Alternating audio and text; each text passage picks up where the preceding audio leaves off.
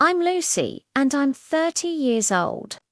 For the past 11 years, I've been married to Rick, living in a small house where I spend my days cleaning, cooking, and waiting. We never had children, though I always wanted them. Whenever I brought it up, Rick would say maybe later. So eventually I stopped asking. Lately, something changed between us. He became quieter, more distant. His work trips grew longer and more frequent. When he returned home, he barely looked at me. His body arrived, but his mind stayed somewhere else.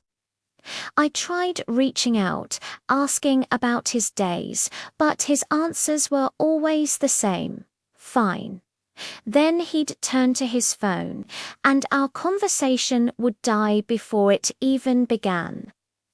The house felt unbearably silent when Rick was gone. I had no friends in this town, no one to talk to except Joshua, the milkman who delivered fresh bottles every morning before sunrise. At first, our exchanges were brief and polite. Good morning, nothing more. But gradually, those moments stretched longer. He started asking how I felt, and unlike Rick, he actually waited for my answer. Sometimes we sat together on the front steps while the street still slept. I confessed things I'd never told anyone, how invisible I felt, how lonely my life had become. He listened without judgment, and that simple kindness touched something deep inside me. When Rick traveled, I began inviting Joshua in for tea. We'd sit at my kitchen table for hours, talking about everything and nothing.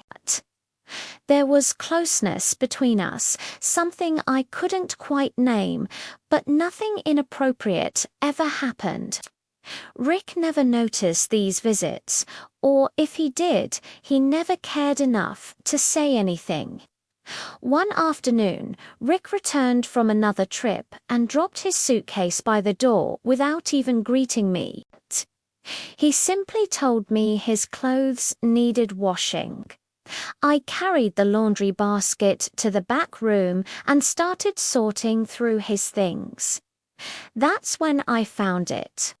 A white shirt with a red lipstick stain on the collar. My hands trembled as I held it up to the light. It wasn't my shade. It wasn't my lipstick. My heart pounded so hard I thought it might break through my chest. From the other room, I could hear Rick laughing on the phone, completely unaware. That night, I lay beside him, staring at the ceiling while he slept with his back turned toward me. The space between us felt like an ocean I could never cross. A few days later, Rick left again. He didn't tell me where he was going or when he'd return. The days crawled by until one evening my phone rang with an unfamiliar number. The voice on the other end was calm and professional. There had been an accident on the highway. Rick was involved. There was another woman in the car with him. Neither of them survived. After Rick's death, my body began shutting down. I couldn't eat, couldn't sleep. The smell of food made me sick. Even milk turned my stomach. Joshua noticed immediately. He brought soup and fruit, sat with me during the worst moments. He urged me to see a doctor, and when I nearly collapsed in my kitchen one morning, I finally went. The doctor's words didn't register at first. "You're pregnant." I asked him to repeat it, certain I'd misheard. But he said it again, gently. "You're expecting." I walked home in a daze, everything around me seeming unfamiliar and strange. When I reached my couch, I sat down and placed my hands on my stomach. Then I cried. I cried for the child I'd wanted for so many years. I cried because Rick had refused to give me this when he was alive.